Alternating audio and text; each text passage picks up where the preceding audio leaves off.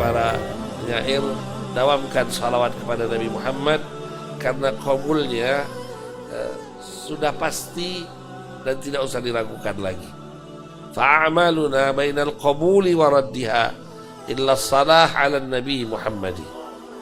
Amal kita ini antara diterima atau ditolak sama Allah Ta'ala. Amal apapun kalau tidak ikhlas pasti tidak diterima oleh Allah.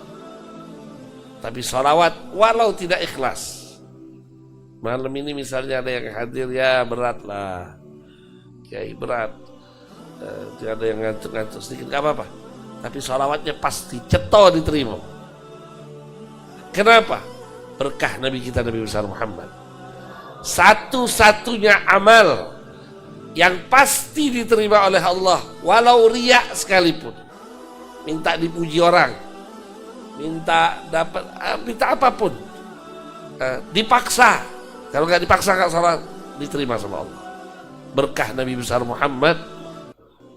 Ada yang tadinya nggak mau datang, tapi tahu paksa-paksa, dorong, datang juga.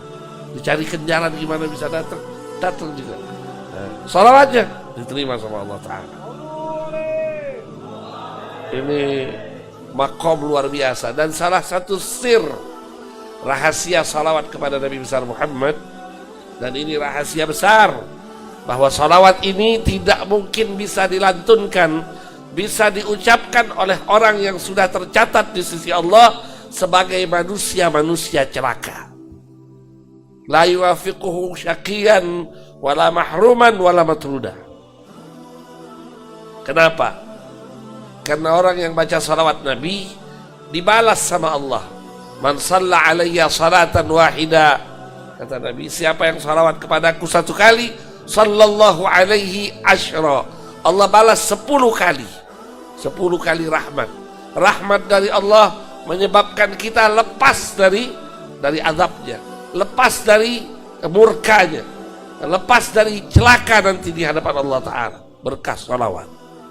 Maka mudah-mudahan insya Allah semua kita yang hadir malam hari ini menjadi orang-orang yang beruntung, suada, tidak menjadi orang-orang yang celaka, asqiya. Berkah salawat kepada Nabi besar Muhammad sallallahu alaihi wasallam. Dan paling dekat saya ini senang malam ini, paling gembira saya bisa duduk dekat dengan kiai.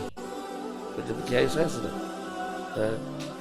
Dari dulu kita ini kalau bisa dekat sama guru-guru besar senang, bisa duduk dekat orang-orang yang kita kagumi, idola kita senang. Kenapa? Berkah. Nanti yaumil qiyamah yang paling kita dambakan untuk bisa dekat sama Nabi Muhammad. Kalau sekarang orang sedang dekat, kalau duduknya dekat presiden, oh, kalau sudah kenalannya presiden, hebat, kenalannya menteri, hebat. Tapi semua ini al-akhilla yawma idzin ba'dhum li ba'din adu. Ini teman-teman kita di dunia ini yang dekat-dekat kita, nanti yaumil qiyamah bisa jadi musuh kita.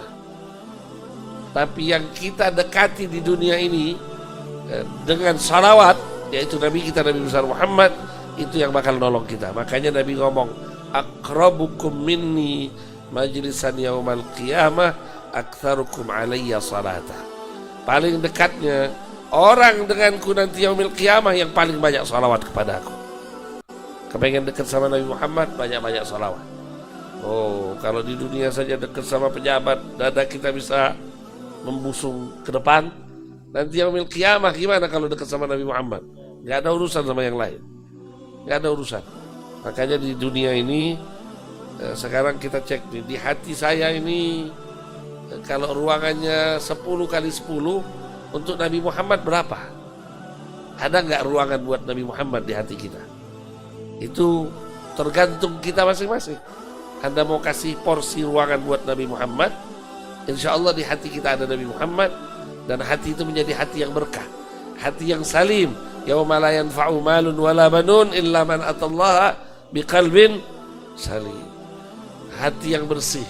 Orang yang banyak baca salawat sama Nabi Muhammad, kata Nabi, aqrabukum minni majlisan yaumal qiyamah ahasinukum akhlaqa.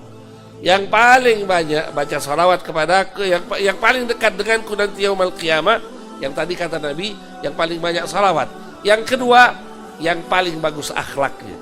Kata para ulama, kalau digabungkan dua hadis ini, semakin banyak orang salawat sama Nabi Muhammad, semakin bagus akhlak dan budi pekertinya. Makanya ini penutup cerita nih, karena malam ini saya kepingin kita menikmati suara Ustadz Mansur. Ustadz Mansur Idris Asmawi ini 12 tahun di Makkah, jadi mursyidnya Abu Sayyid Muhammad Al-Maliki. Didatangkan khusus untuk baca salawat ke sana. Selain beliau ta'lim, belajar, menghibur. Siapa di sana? Para aulia, orang-orang soleh, orang-orang besar. Abu Sayyid Muhammad Al-Maliki tidak usah diragukan lagi, wali min auliaillah. Muridnya kemarin pernah di sini ada pertemuan 1.500 orang alumni Mekah, alumni dari Abu Sayyid Muhammad Al-Maliki yang di Jawa, di mana pondok-pondok pesantren hampir rata-rata murid beliau. Ada yang mimpi ketemu Nabi tiap hari. Ada yang kalau mau nanya kebijakan, mau bikin langkah apapun, nanya dulu sama Rasulullah. Kita ini belum berasa ya begitu-begitu. Tapi insya Allah guru-guru kita sudah merasakan itu. Karena Anda lihat, setiap langkah guru-guru kita, semakin mereka melebarkan sayapnya, semakin diberkahi. Kenapa? Ada isyarah dari Nabi Muhammad sallallahu alaihi wa alihi wasallam. Ini malam ini kita banyak-banyak menghibur, memanjakan telinga kita dengan apa yang selama ini dilakukan oleh Ustadz Mansur, memanjakan telinga para aulia, ulama, orang-orang soleh sebelum kita. Dulu para aulia, para wali, orang-orang soleh, Abu Sayyid Muhammad Al-Maliki, dengar suara beliau betah. Kenapa? Orang-orang soleh. Mudah-mudahan kita illam takun mithlahum fatashabbahu fa inna tashabbuh bil kirami falah. Kita nggak bisa seperti mereka ya, niru-niru aja lah, pura-pura niru seperti mereka. Karena niru mereka sudah kegembiraan, sudah keberuntungan. Nggak bisa seperti mereka, ilmu jauh, amal jauh, wiridan jauh. Tetapi nirulah, minimal sedikit-sedikit merasakan nikmat baca sholawat. Diceritakan, ini penutup cerita tadi, orang yang banyak baca sholawat akhlaknya tambah bagus. Kenapa? Karena dekat sama Nabi Muhammad. Kalau kita dengar dari guru-guru kita, kalau yang pernah sering pergi haji, pergi umroh, kiai kita pergi haji, pergi umroh, baru masuk mau salam sama Nabi, masuk dari pintu Babus Salam, melewati Raudhah. Mau masuk Raudhah nggak bisa, harus dari belakang.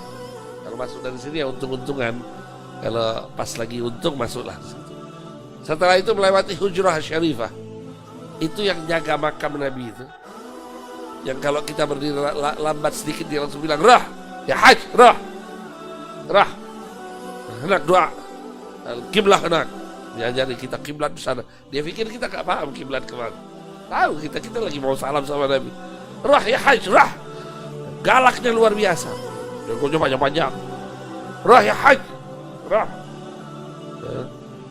Kata guru-guru kita, ini orang 1 bulan sekali, 2 bulan sekali mesti di rolling, mesti diganti, nggak boleh lama-lama. Kenapa? 1 bulan, 2 bulan nggak galak lagi dia, nggak sangar lagi. Yang tadinya rah berubah, jadi halus, jadi lembut, cuma karena jagain makamnya Nabi Muhammad. Yang tadinya galak ngusir orang, pergi sana ngadep kiblat, jangan di sini, udah jalan, berubah. Yang tadinya galak berubah. Kenapa?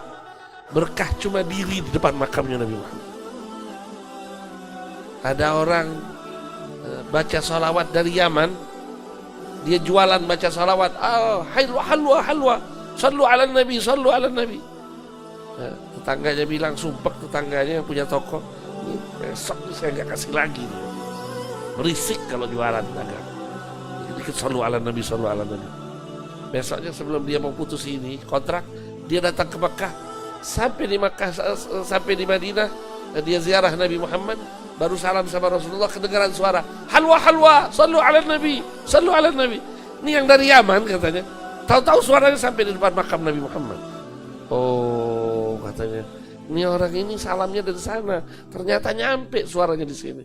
Kita salam hari ini dari Ittifaqiyah, salam salawat hari ini dari Ittifaqiyah, dari Indralaya, nyampe suara kita insya Allah sampai ke Hujurat Syarifah. Mudah-mudahan yang malam ini semangat salawatan, yang belum semangat, semangatin malam ini. Supaya apa? Mudah-mudahan nyampe bisa ziarah sama Nabi Muhammad. Allahumma rzuqna fid dunya ziyaratah. Semoga Allah karuniakan kita di dunia untuk ziarah kepada Nabi Muhammad. Wa fil akhirati syafa'atah, amin amin ya rabbal alamin. Wa sallallahu ala sayyidina Muhammadin wa alihi wa sahbihi ajma'in. Hadani Allah wa iyyakum ajma'in. Wal afu minkum. Wassalamu alaikum warahmatullahi wabarakatuh.